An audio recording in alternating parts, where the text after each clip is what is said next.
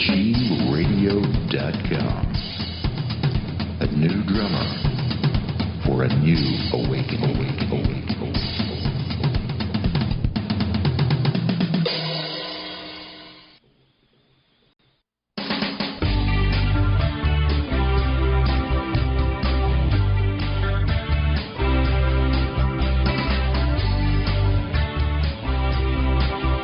Across the realms and around the world, welcome to Outside the Box.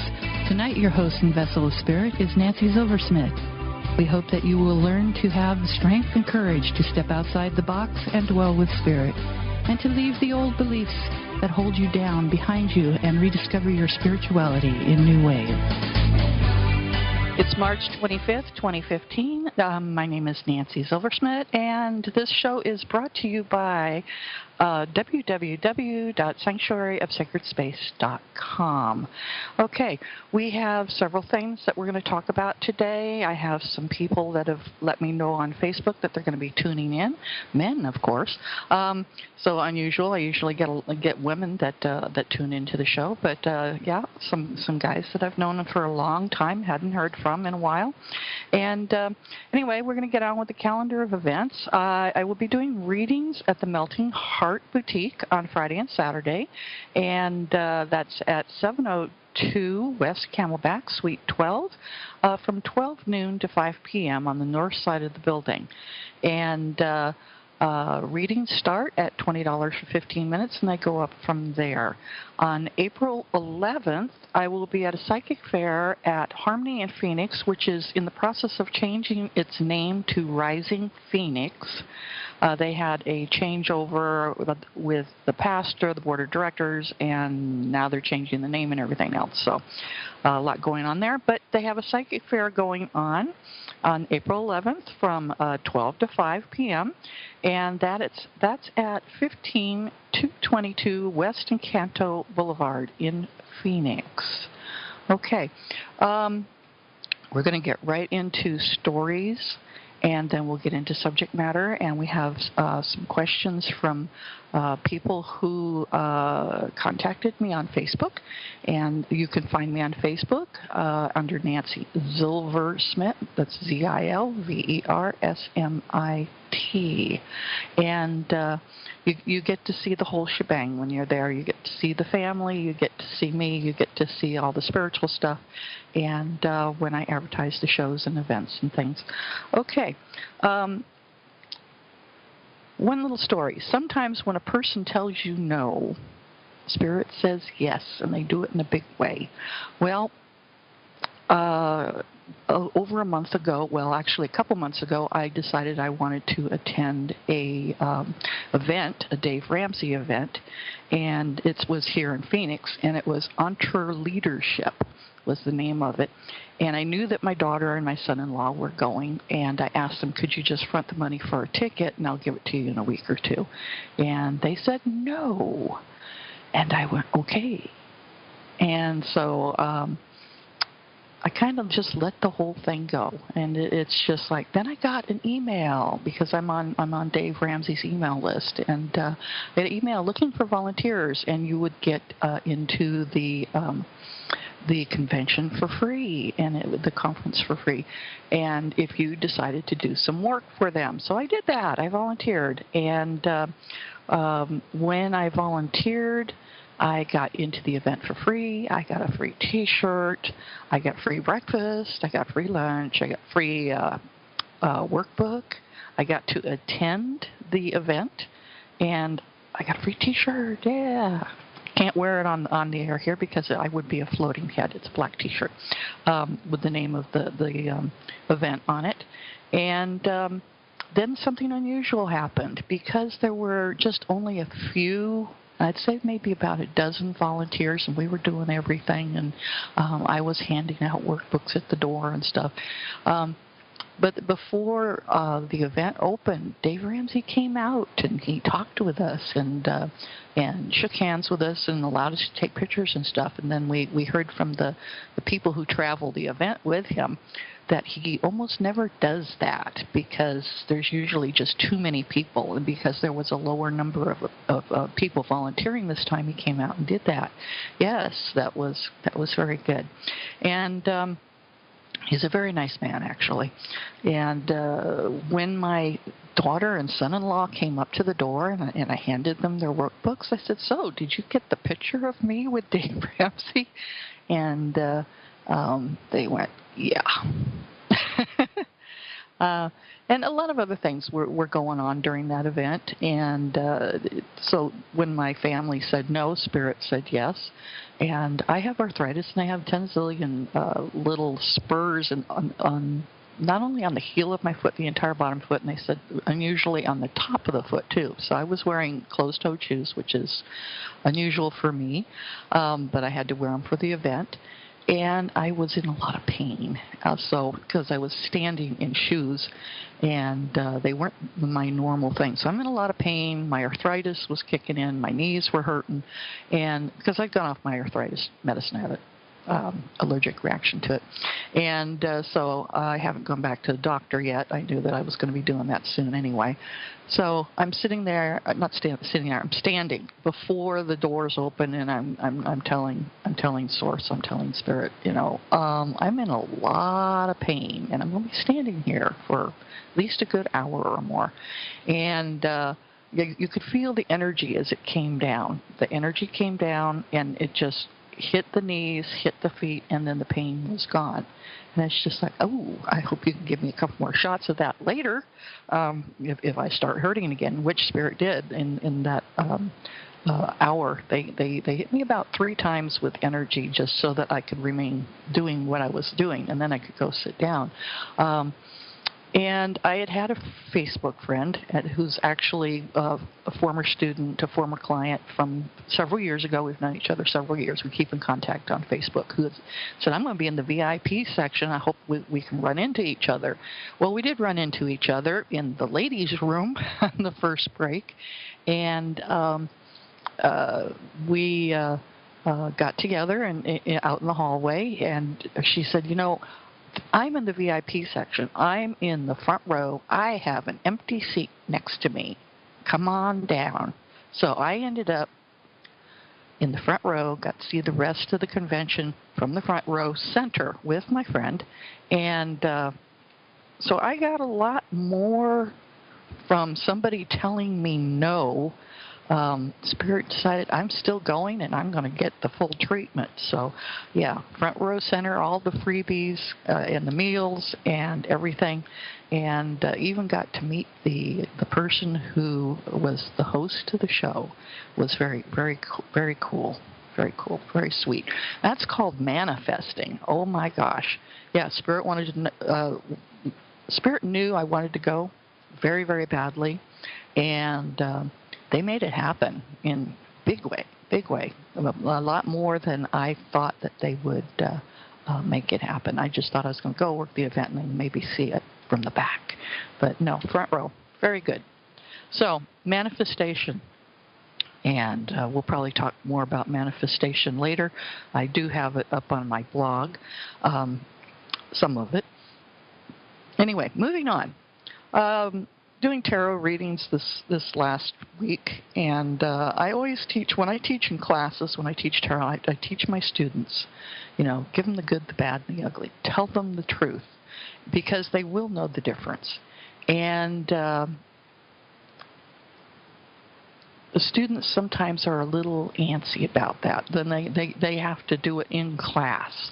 They have to tell the truth in class, and it's like I bring back stories of when I tell the truth to people and what their response is. And this last week I had a mother and daughter that came in for a reading, and they weren't too sure of me. They sat down because they were going to go to the Renaissance Fair. They were going to get a reading out there. And I went, well, get a reading here, and then you'll have something to compare. I don't think they're going to get the reading out at the Renaissance Fair when I was finished, because I gave them the good, the bad, and the ugly, and they looked at me, and the older lady, she said, "You really read different than other people." And I went, "Yes." And she says, "You told the truth." And I went, "Sure did," and gave it to her as it was. And she says, "I'm really thankful that you told me the truth." And she said, "I would like to take your class." So the daughter, said, "I would like to take it too," because she's sitting there with her mouth, she's picking her jaw up off the floor. And it's good to tell the truth. People know when you're sugarcoating it, when you're just giving them a bunch of BS, or if you're actually speaking the truth. Do you actually have the gift to tell somebody what's going to be happening in their future, and know about their past? Because I do that too. I go in a little bit into their past, a little bit into their personality, and then I start talking about future. And to identify people, I tell them exactly what their personality, their attitude, and everything else is. So, yeah, it's a good thing to tell the truth. Okay, I did have some really interesting questions today, and I'm also going to get into some subject matter. The subject matter was, last week we were supposed to do soul loss and lost souls. We got through the soul loss. We didn't get to the lost souls piece. So we're going to talk about that as well. And I'm going to go ahead, and I had a question here that's from Irene, and she says, "What are your thoughts on tribes, those closest to us, going from life to life together?" Well, there's a lot of writing about soul tribes out there, and it depends on where the source is coming from. I've talked about soul connections before, a very few years ago. But we didn't call them tribes back then. Tribes seems to be the new way of calling collectives of souls. So tribes, because tribes is basically the new buzzword out there. So they're soul tribes, they're spirit tribes, they're soul clusters, they're the interconnectedness group of souls, spiritual and the spiritual community.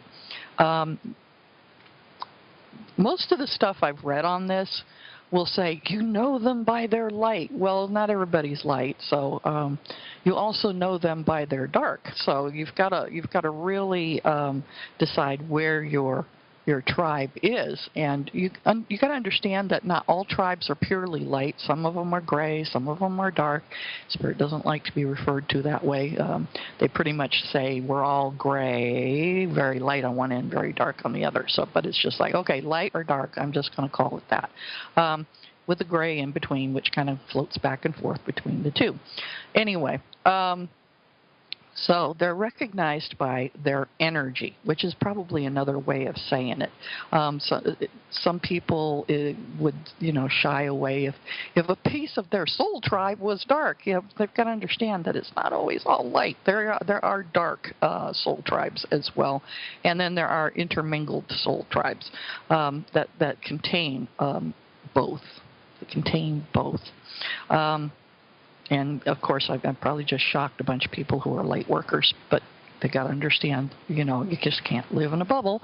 And then some of them do try and live in the bubble. I'm sorry if I insult you, but, I'm going to tell you like it is, with the way I've seen it, the way I've run into it. And, okay, so sometimes when you run into another person who's part of your soul tribe, your energies just spark each other. You recognize each other, whether they're dark, whether they're light, whether there's something in between. You still get that spark. You recognize each other. Okay, and what happens is that you are expanded by being in that person's presence. Expanded by being in that person's presence. If they are a part of your soul tribe, that's how you're going to identify them. They're not always in body, so you've got to understand that. They're not always people who are alive in body. Sometimes your soul tribe are in spirit. And they're the ones who travel with you. And they've agreed to travel with you.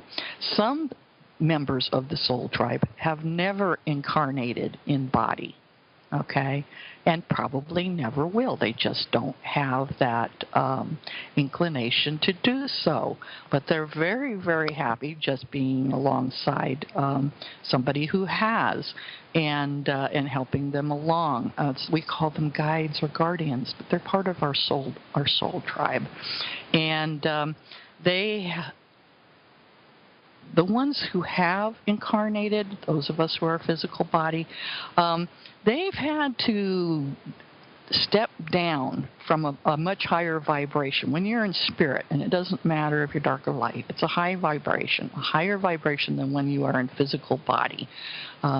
People like to say that the darker stuff is always low vibration. Well, I got news for you. It's not. I've met some very, very powerful, high vibration dark souls and dark spirits and people. So when they step out of the spirit realm and down into the physical realm, that's what lowers their vibration, because we are dense. We are solid, and we are dense. And I even noticed that when I do exorcisms, or I talk to people who have the ability to allow spirit to use their body, not channeling per se, but it's a little bit different when they do come through and they do actually occupy the body. They complain about the body. They say, "Oh my God, it's dense. It's moving so slowly. It's heavy," and they complain about the body. So it's not their vibration, and they don't usually like to stay very long. Some will stay for seconds, some will stay for minutes, and if a person's doing a major channeling or something, and the spirit actually steps into body, if their vibration isn't real high, they'll stay for the channel, but sometimes they'll just move out of the body and let the energy just channel through the energy instead. Because it is hard for them to move, it is hard for the body to be controlled. We've talked about that in the past. So if you seek to be a part of an intimate soul family, and you do have an intimate soul family, and once you are born into the human body, you begin that. You start looking at your parents as a baby, even as who your parents are, who your siblings are, other people that come to see you, that you start to interact with them. And they may, go beyond that as you grow older. And not all of your tribe is incarnated on Earth at the same time. There will be some here now, some here later, and some that will pass on as you grow older, and you'll never have met them as they've been through their incarnation while they're here, and they'll go back to spirit. So your soul tribe is quite varied, quite varied. And let's see, I talked about not all are of the light, and I said that before. Some are here because they are part of your challenges, part of your tests, part of your truth, and they are the learning curve that are going to help you grow. And those are the ones that you call dark. So they're not of the light. And the ones who are of the light, they are here also to bring you challenges, to bring you tests. And they are here to also test your learning curve. And they also cause you growth. So it doesn't matter which they are. The tests will be different. The challenges will be different. And they'll be brought to you in different ways. But they will be brought some by your soul tribe of the light and some by your soul tribe of the dark. So that's why we have both. That's why there's the mixture, because they are both here to help you grow. And you are drawn together on many, many levels with your soul tribe. Physical, intuitive, astral, and energy. There's such a great diversity. But in essence, they're all one and the same. They're all part of the same soul tribe, okay? And with them, we feel that we can be ourselves. The best thing to do is kind of ditch judgment if you recognize a soul tribe person, and surround yourself with like-minded people. as you are comfortable. If you are willing to go a little out of that comfort zone, you do have soul tribe people who will challenge your comfort. And again, like I said, that's for testing and challenging and for your growth. So be discerning on what you want to deal with at the time, and don't be shy. And take action. Call to your tribe. And do it on several different levels. Okay, we're going to go ahead. I'm bringing up the iPad because this was live on Facebook, and it was easier just to read it off the iPad than it was to sit and write it all out. Okay, so we have Louie. Louie says, I'll be tuning into your show. I've been having very vivid dreams. Okay, we've been getting good questions about dreams lately, and I expect I'll get more. Let's see. How do I ask Spirit to show me more, and how will I know when they are showing me? I think I know, but I'm either choosing not to pay attention or just flat out don't understand. Wow. Okay. Well, if they really want you to know, it will stick in your mind. So a lot of what we call our dreams, a lot of them stay in the subconscious. We'll remember little bits and pieces as they go in and out. And sometimes we can be very vivid in the dream, and then when we wake up, we aren't going to remember it all. But while we're in it, we know everything that's going on. That's pretty normal. But if you're getting vivid dreams that they want you to remember, they will make sure that it will either wake you up or it will give you an aha effect where you're going to not be able to forget it because it's going to make you want to think about it. What you need to do with those is you need to write those down. Keep something by the bed that if they do wake you up with something they want you to remember, roll over, turn that light on,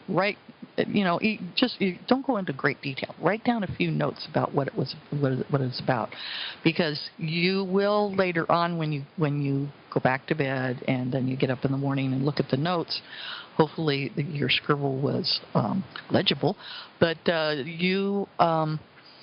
you'll remember it because you'll have written down key things to bring back the memory of the rest of it. I also get them in meditation. So they're not really dreams, but if you get them in meditation, write them down or question it. I question Spirit. Sometimes I'll, even with the dreams at night, wake up and go, what the heck is that about? Who's that pertaining to? And I'll sit there and have a discussion with Spirit. And sometimes they'll just let me, sit with it for a while, and it's just like, okay, give me more information later, and they will.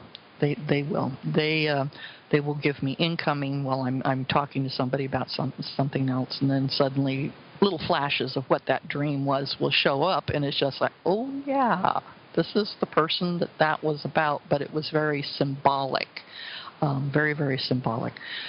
Sometimes the dreams that are very vivid are actually what your soul is doing on the other side. When you sleep at night, you lift out of body. You're in the astral plane, and not just laying around. Okay, you actually do things. Your body is asleep. Your soul doesn't ever sleep. So when your soul is not in body, it's out in the astral plane. We call it sleeping or dreaming. They're sometimes very, very busy. Sometimes you're busy with battles. Sometimes you're in training. Sometimes you're in school. Sometimes you're dealing with other people that are on the other side, and it's just a whole bunch of things. So and sometimes it's your soul tribe that you're dealing with. So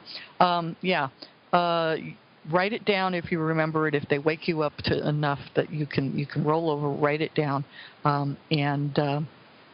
If you need to, Louie, I know you're local, and I just saw you a few weeks ago. So you can get a contact with me. You know how, and maybe we'll put one of those dream work classes back together. I know you have space for it, so we'll talk about that. I know I'm getting a lot of requests for dream stuff. Okay, let me get back on the iPad here, and Gotta log it back in. Let's see, Jerome. Jerome says, Nancy, I'm so proud of myself. I finally remembered before the fact that you are on today, and I will be tuning in. Screen name is Raven. So I will be I've had some pretty substantial energy shifts going on. Would love your insight into that. Yeah. You're not the only one. I have had so many people going. I've got, and then been in the last couple weeks, and they've got all this energy stuff going on, and something's always in retrograde. So those people, I just kind of put that aside because those don't affect me at all. But there was the eclipse, there was the supermoon, there was the equinox, and all that was going on, and with the supermoon, when you get a full moon, that lasts. You've got you've got the moon coming in, and you've got the moon going out, and it's a full moon actually for a few days. It's really strong one day, and so you've got all of that energy to deal with, and that pulls up all the oceans, and it affects the oceans, and it affects the weather, and then we have sun flares going on. So it's just like, there was a lot going on in the last couple weeks. So, and energy, if you're very sensitive to energy, yeah, you're going to have a lot of shifts going on. People's gifts are opening, people's gifts expand. Some people just feel very uncomfortable. The empathic ones, I've got one in a class tonight, and she gets so sensitive. I can't stand next to her. I have to look at, it's a card class, so. I have to look at her cards from the other side of the table, or even a few feet back, because my spirits get all excited, and she's feeling like all this pressure from the spirits in the room. So she's very empathic and very, very sensitive. So, but she's been feeling all the changes, and her and another empath in the class are just like, oh my God. Let this be over soon. Let the changes be over. Well, it's always going to change, and it's just like, honey, you just got to deal with it. You need to, they need to learn how to work with their empathic powers, the spiritual gift that they have, and you can only get them to work with it if they're willing to work with it, and if they're not willing to work with it, they kind of shut down. So she was kind of shutting down, and then I asked her afterwards, and I said, well, if you're having a problem with my spirit's energy, I will back away, and you can just hold the card up from across the room, and we'll go to it after that. And I'll just explain from the other side of the room what's going on with your cards and things, and whether you're reading them correctly or not. So, so empaths. Fun energies and things that are going on, and sometimes the energies that are changing are because you're going through growth spurts with your energy. You're changing your vibration. You're expanding. You've got your spirits that are with you, your soul tribe, as we're calling them tonight, that are with you, and sometimes they're going through changes too, and you do feel it. So if they are on that spiritual end, you will feel it. Okay. Let's see. Looking at the inquicks, I'm not seeing new ones on here, so that's good. We will go into the subject matter. And the subject matter was lost souls. Okay. Lost souls. And I deal with lost souls a lot, and I'm kind of like a magnet for these things. One of these lost souls actually was, I would say he was probably a part of my spirit tribe, or the spirits that were with him were probably a part of my spirit tribe, whether they wanted to admit it or not, and they probably wouldn't admit it just because of who they were. But we did recognize each other immediately when we met, and it's just like, oh yeah. And had to deal with that one for several years. Now, over the years, I've run into several lost souls, and I have exorcised some of them, and then you get them to the point where they really want you to take care of everything, and the thing is that you can't take care of what they believe in. They have to take care of that. Um, that has to be their doing. And what they believe in and who they believe in and what connection that they're going to have. And they can have connection with certain spirits but not others, and then they can limit their beliefs into sort of like a box. They'll limit their beliefs, and they don't want to expand beyond that. They have their own like little world, and some of them are spiritually adrift. They're just they're like forever wandering. They really don't have something specific. For whatever reason, they are blocked from intuitive guidance, and from their higher self. They may listen to other spirits, but their own intuitive higher self they won't listen to. And that's very much a choice with some of these people. They cut themselves off. They don't want to feel the love of the infinite universe. They rather would struggle. Some of them thrive on anger, and then they have to deal with the sadness that comes with it, because they're unable to feel the happiness that the rest of us feel. They're unable to have the peace that the rest of us feel. They're like always in turmoil. And they don't believe that that they deserve better sometimes. And their life is very, very challenging, and it's very challenging for other people that have to deal with them. If you are currently trying to raise your own vibration and follow your highest path, you're going to find it very difficult to interact with the lost souls, because they're not about any of that. They don't care for your path. They've got their own. Their vibration, I had one that just said, "I'm an enlightened being." And I went, then why are you embodying having all the difficulties you're having in your life? I don't believe he's enlightened. But people, they do that. They have their own little belief systems, and they're very, very, very, like I said, difficult to deal with. There are some beliefs that they vibrate at a lower energy.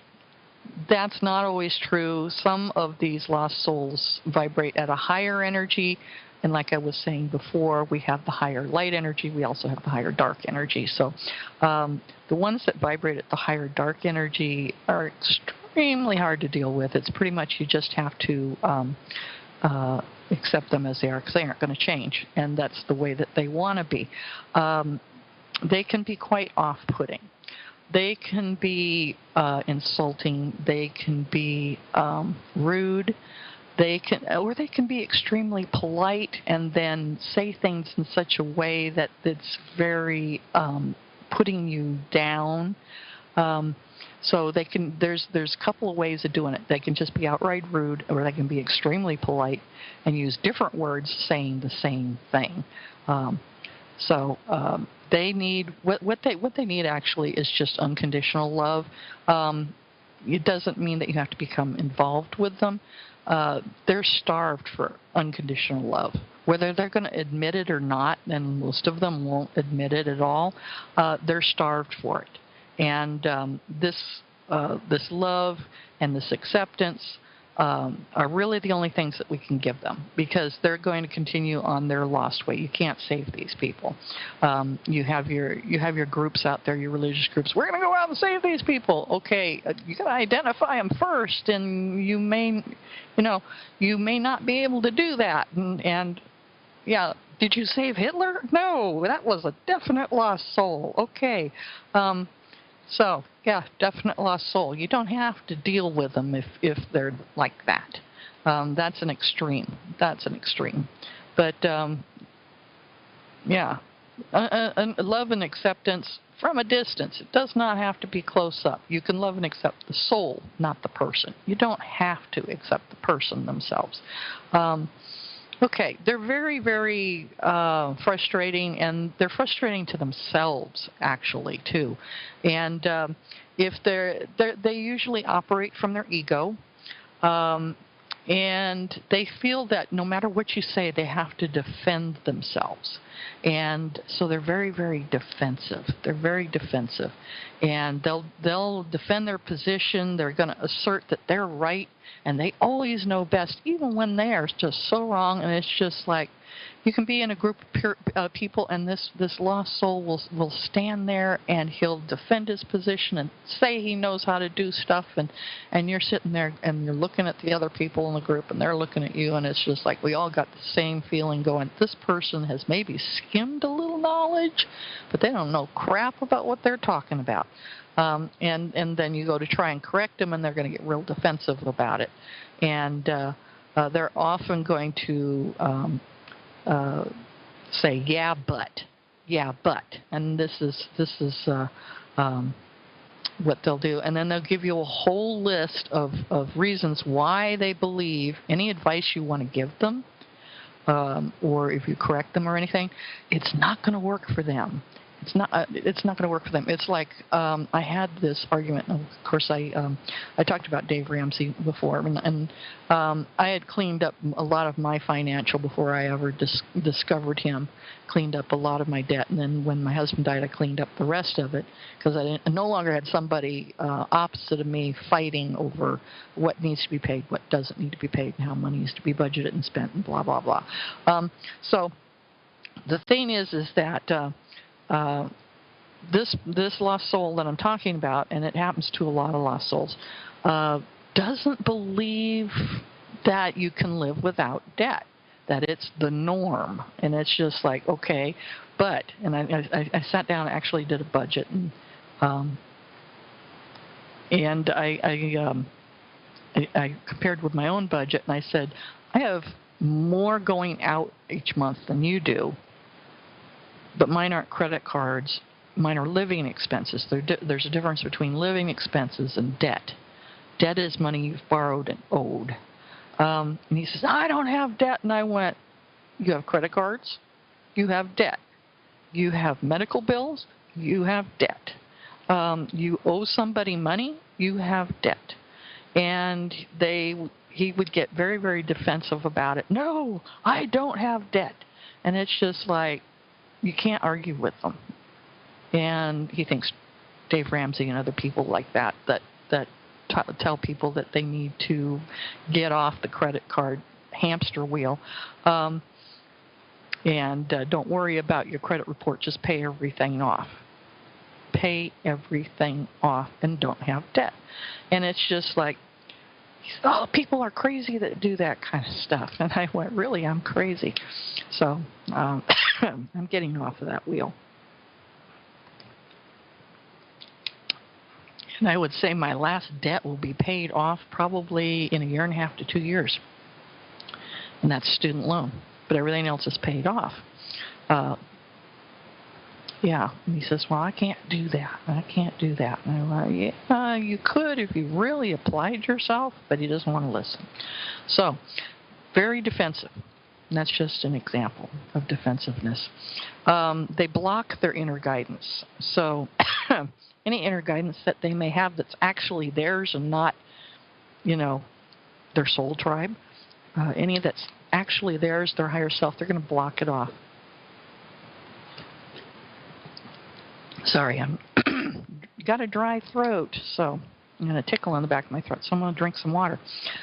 Anyway, so whatever's coming in that could be beneficial, they're going to put it aside for whatever reason. And what you have to do is just basically you tell them what you need to tell them. Then if they get defensive, you let it go. It'll still be in the back of their mind somewhere in the back of their ego. As long as you don't challenge that ego, you won't feed the energy of that. Don't debate it when they do a rebuttal on something. You've given the information. They either take it or leave it. You've already planted a seed. So you just leave it alone. Someday, maybe they might take some use of that information. Of course, that information that you gave them, they'll declare later on that it was their idea. But it doesn't matter. It doesn't matter what it was. Okay, they're very closed-minded, and they're not interested in accepting different people and different choices. So, yeah, you just have to, once again, it's the unconditional love thing. They are unable to radiate unconditional love. And as a result, their love can only be given out to certain people who are behaving in a manner that their ego approves of. If his ego doesn't approve of you, or if her ego doesn't approve of you, or their ego, if it's a group of people, if their ego doesn't approve of you, you're not going to get anywhere with them, because they're not going to love you unless their ego approves of you. There's a difference between the ego and the heart. So you aren't going to get the heart. You got to earn to get the ego. That's where a lot of our abusive people come from. They fall into this category. If you don't do something in a certain way, they aren't going to give you their love. So it's basically just see the lost soul as it is, and they manifest themselves. They're intolerant. They don't tolerate. They don't tolerate religions. They're sometimes bigoted. They're racist, homophobic, and a lot of other things. What can you do with this? What you do with this is that you know it's a lost soul. You know it's not going to change. And it will tell you that it's intolerant of you. I've been told that they won't tolerate me, even though I'm just going through my normal motions, and I get told, okay, I don't accept stupid. And I'm going, so what did I do that was stupid? Well, I'm not going to tolerate. And here come the words. And they'll actually say it. I don't tolerate. I don't like what you're doing. I don't like this. I don't like that. I think you should do it a different way, so on and so forth. So these are lost souls. Okay? So what's your best reaction? Well, when they're intolerant or abusive, kindly tell them that it bothers you. And when they say things like that or they act like that, it bothers you. Put a boundary on it. Put a boundary on it. I had a lost soul in the car with me once, and I was giving him a ride. And I've done this with females too, but I'm just going to use the word him.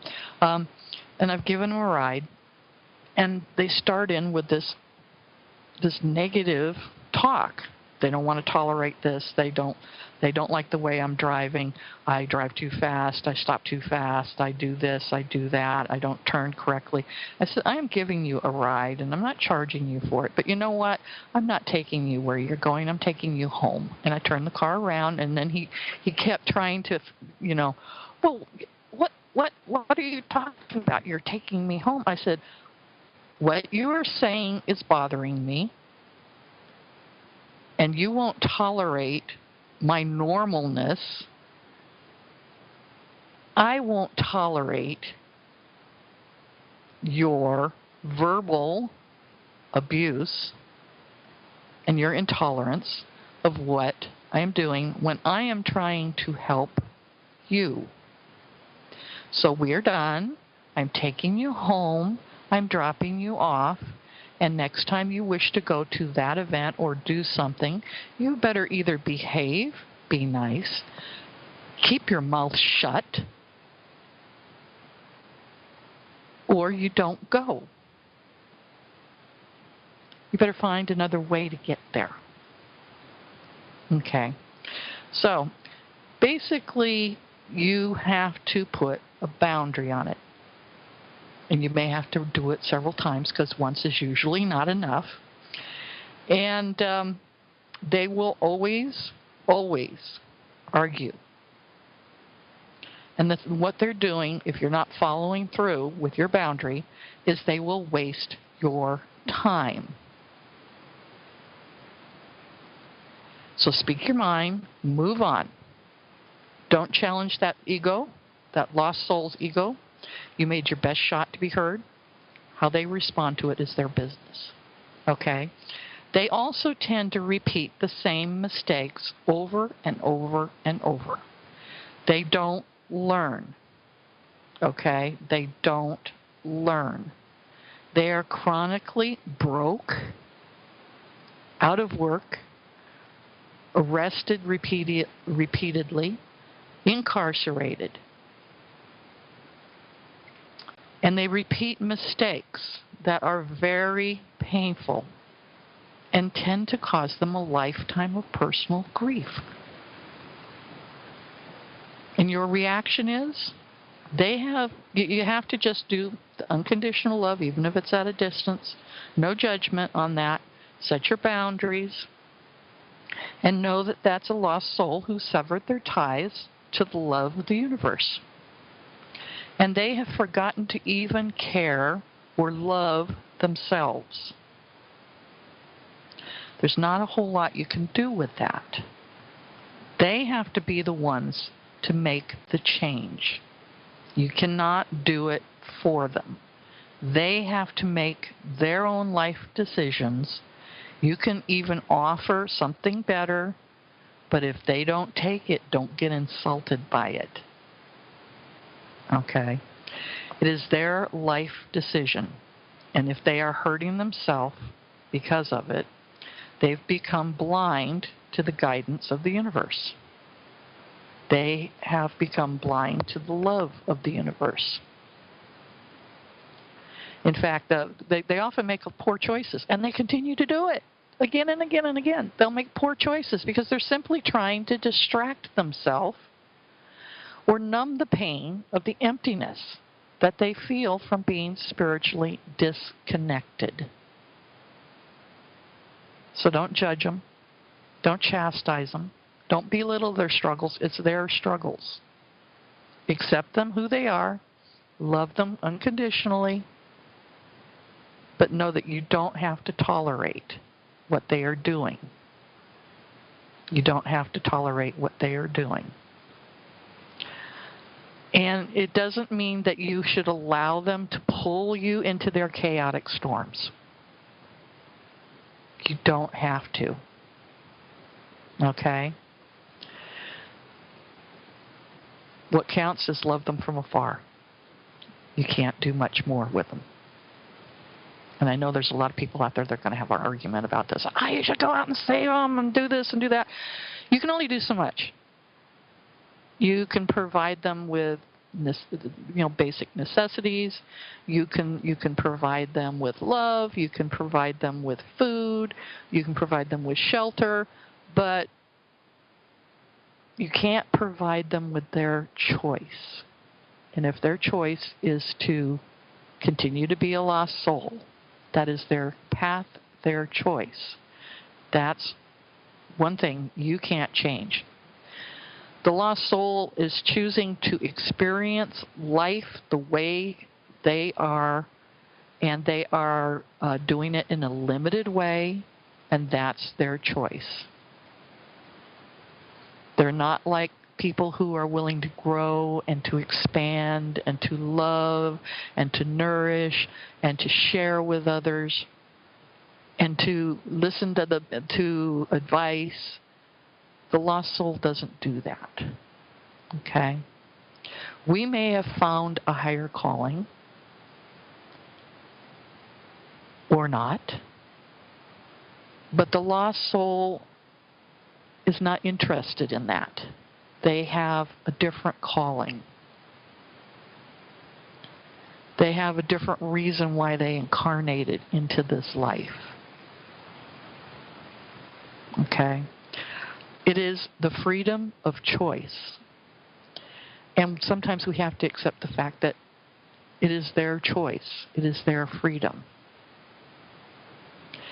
And when we feel their choices are damaging or hurtful, we can speak our truth, but we shouldn't shouldn't feel the need to take the job of changing the thoughts, the beliefs, or the actions of others. If we shine brightly enough, maybe the lost soul will find its way back home, but don't count on it. Don't count on it, especially if they don't want your help. Okay.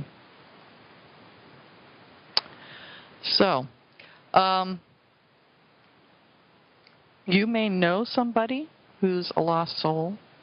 You may know somebody who is going to be defensive no matter what you say. You may know somebody who makes poor choices and then does it again and does it again. A poor choice. Drugs, alcohol,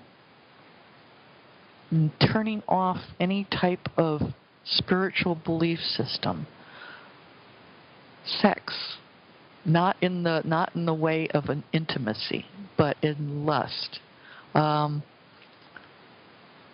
overdoing it too, and considering that they can't really connect with anybody because they don't feel they deserve better. And this is one thing with some of these lost souls. They don't think they deserve better.